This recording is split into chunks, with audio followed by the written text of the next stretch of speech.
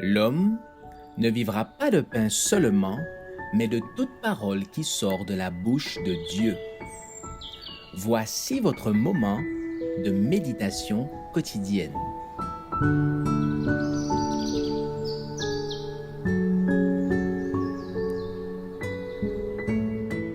Avec Dieu chaque jour.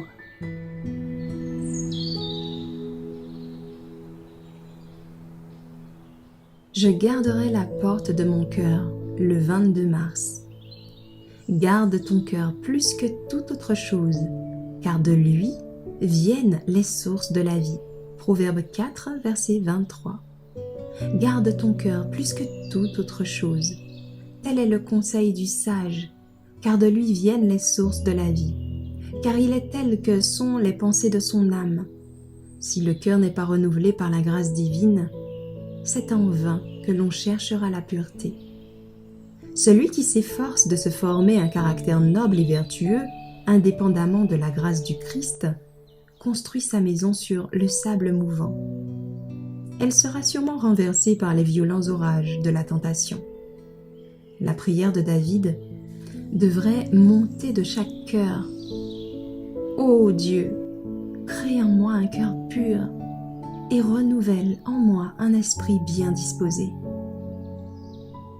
Puis, étant devenus participants du don céleste, nous devons marcher vers la perfection, gardés par la puissance de Dieu par la foi. Mais nous devons faire notre part pour résister à la tentation. Ceux qui désirent ne pas tomber, victimes des artifices de l'ennemi, doivent veiller soigneusement sur ce qui peut leur suggérer des pensées impures.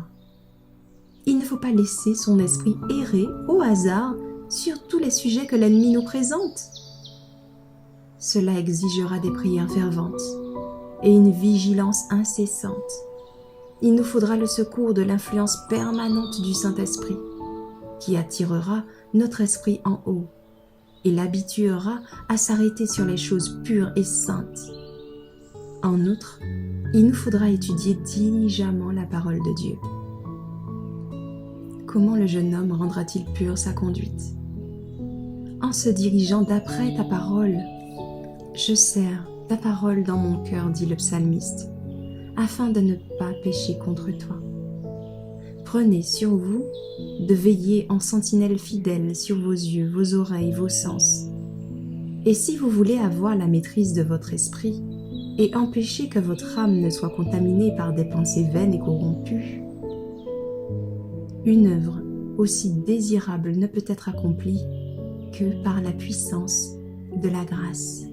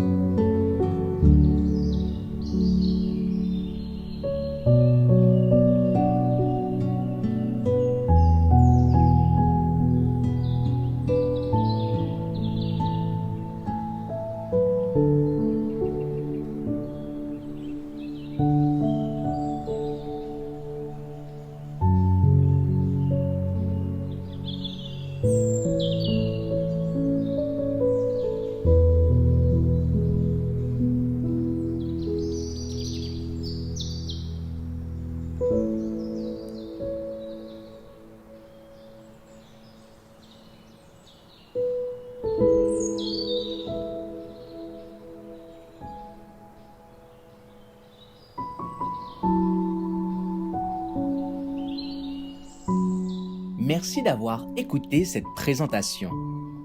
Assurez-vous de nous rejoindre demain pour votre moment de méditation quotidienne avec lereste.org.